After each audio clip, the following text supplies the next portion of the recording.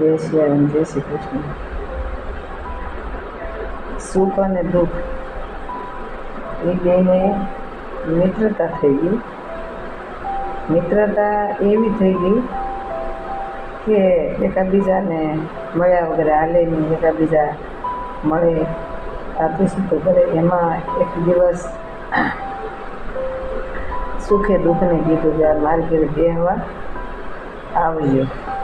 એટલે દુઃખ છે ને એ સુખને ઘરે બેહવા જાય છે.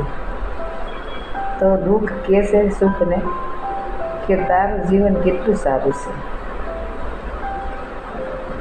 કે કેમ તને બહુ બધા યાદ કરે.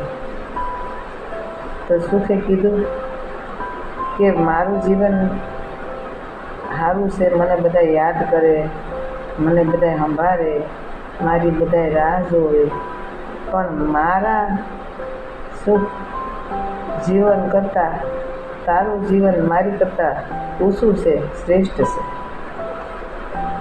તો દુઃખને એમ થયું કે એવું તો મેં મારું શું છે, મારામાં તો મારું જીવન તમારી કરતાં શ્રેષ્ઠ છે.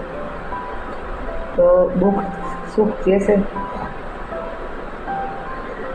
કે મારે સુખ ગમે એટલું ગમે મારી રાહ જોવે, મને યાદ કરે, પણ સુખ હું જાઉં ને એને ઘેરે સુખ લઈ તો એ બધું ભૂલી જાય છે. એને કાંઈ યાદ રહેતું નથી, સુખમાં પરોવાઈ જાય છે અને ભગવાનને ભૂલી જાય છે.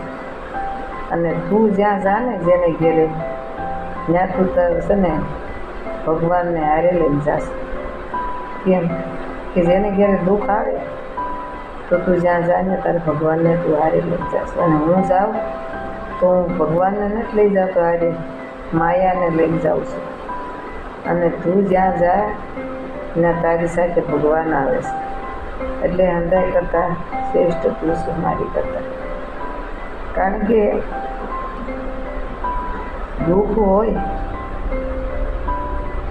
કારણ કે ભગવાન જ્યાં માતા આ કહેવત તમે પહેલાં એ જો પછી દુઃખ સુખ છે ને ઊભો થઈને હાલતો થયો ત્યારે દુઃખનો વાહો છપકારી એમ કીધું કે જો તને હજી મારામાં શંકા લાગતી હોય કે મેં તને ખોટું કીધું છે તો જા તો માતા કુંતાને પૂછી જોજે કે એણે ભગવાન આગળ શું માગ્યું હતું.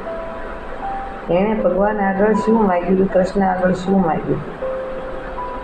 એણે કૃષ્ણ આગળ માતા કુંતાએ દુઃખ માગ્યું હતું. દુઃખ માગ્યું હતું તો દુઃખ હશે તો દુઃખની આગળ ભગવાન આવશે. તો ભગવાન હશે તો તમે એને સત્સંગ કરશો, ભગવાનને ભજશો, ભગવાનને પ્રાર્થના કરશો તો તમે ભગવાનના નજીક જઈ શકશો. એટલે દુઃખથી ભગવાન મળે છે, સુખથી માયા મળે છે. એટલે કહી છે મિત્રો, દુઃખ તો કાલે આવી જાય છે, દુઃખથી ડરવું નહીં. દુઃખ હશે તો ભગવાનને સંભાળશો ને ભગવાનના શરણ પકડશો ને તમે સત્સંગમાં ભળી શકશો અને ભગવાનની બાને તમે સંભાળી શકશો. દુઃખ છે ને, દુઃખ છે એ તમારું દુઃખ ભગવાનને ભજતા ભજતા ઉડી જાય, દુઃખ તો કાલે ઉડી જાય અને સુખ આવી જાય. પણ ભગવાન હારે હશે તો બધું થશે. જય સિયારામ, જય શ્રી કૃષ્ણ.